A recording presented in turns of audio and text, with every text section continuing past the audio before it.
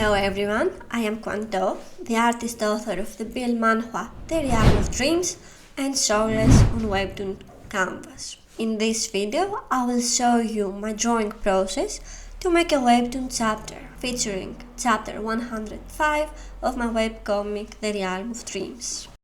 Storyboards. In this first stage, I create rough thumbnails of how I want the chapter to look like. I either have a very specific idea in mind or I create the rough panels based on a written script. I'm a visual person, so most of the time I jump straight to thumbnails and I skip the script part. Though it's mostly because I'm used to this. Script definitely helps, especially for a beginner. Page layout. After I finish the thumbnails, I screenshot the picture of each panel and add them to a page layout in Procreate. I started doing this page layout first, before the Webtoon format, so that it would be easier to make a printable version of the comic. Though 2 years in the comic and still no steps towards that, but I'm going to do it. If you have no desire to do that, start directly with a Webtoon page of 800 to 2000 pixels.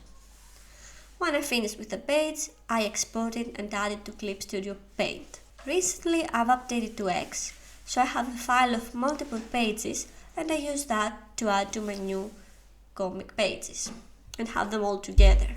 References. Now that I know how I want my panels to look like, it's reference time. I try to find some photos with similar poses or expressions that my characters are having, or I add a 3D model and transform it into the pose I have in mind. Sketching. After I have found my references, it's time to start sketching.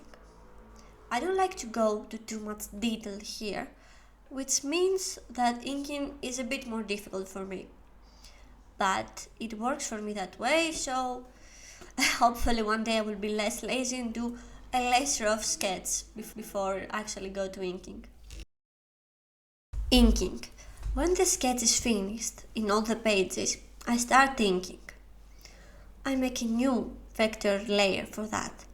This layer allows my lines to be scaled without losing any resolution, and at the same time, with a vector eraser, I can easily erase in between lines. Now, I'm using a rougher brush to ink, and I like it that way because it gives me a line variation. I've only started using it in the most recent chapters, as you can see here. My chapters before had a much more smooth line art. Coloring. When all the pages are inked, I set the vector layer, the line art, to reference and I start coloring. I paint the basic shapes, 2 separate layers, one for the background and one for the characters, and I continue with that. Everything else will be a clip layer above. I use the onion tool to instantly paint any area, and using this works like a charm when there are no gaps in the line art. For the places with a gap, I use the lasso fill tool or I paint it by hand using my line art. Shading. After I've finished with all the base layers, it's time to shade. Before that though, I like to color the black line art depending on the color that is below. This is a stylistic choice and you definitely don't need to do it on your own webcomic, but I like to do it because it fits with my aesthetic and my art style and my Webtoons art style. I use a soft airbrush to shade the skin at the places where blood is concentrated. So I use it for the cheeks, for the eyes, for the shoulders, for the elbows, for the knees. Again, this is also an artistic choice, so you don't have to necessarily do it in the same way that I do it. To add the harsher shadows, I either create a new layer and set it to multiply, or I create an overlay layer and highlight the places where the light hits. Backgrounds. After I've finished with my characters, it is time to add backgrounds. I either hand paint them with simple designs or I use 3D models for that and the SketchUp. I download by the model I want or I create it from scratch on SketchUp and I move the camera around, I play with angles and export the scenes I'd like to use for a background on my comic. Then I add them on my Webtoon, I edit them a bit, and done. I add some effects on my Webtoon, some light, some white highlights, which is another stylistic choice, and it's ready.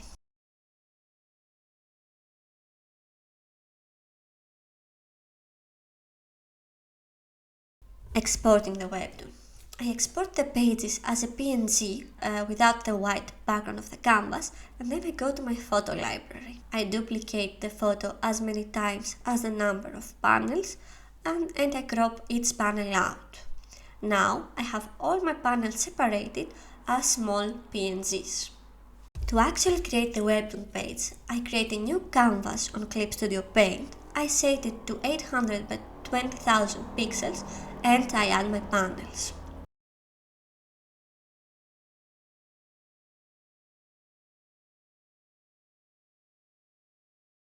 Then I add the speech bubbles and text, following the initial thumbnails that I created before, and any other effects I might need. I have downloaded some Clip Studio Paint brushes for some sound effects, so I like to use them as well, and also add some light effects or anything that I feel like would add to my story or this point in my chapter. When I'm finished, I export my comic and it's ready to go. I create a new canvas, 320 by 302 pixels for the thumbnail. I add my favorite panel from the PNGs before and I upload it on Webtoon. Uploading. To do so, I go to my account, dashboard, add a new episode, add the thumbnail, the title, add the Webtoon page, a short description, and I publish. Your episode is now out. Thank you so much for watching this video. I hope you enjoyed it and let me know if it helped you. Do you have a different routine? Any tips I forgot to mention? Something else you would like to see from me? Let me know in the comment section below. Don't forget to subscribe for more and like interactive video because it really helps. See you soon with the next video.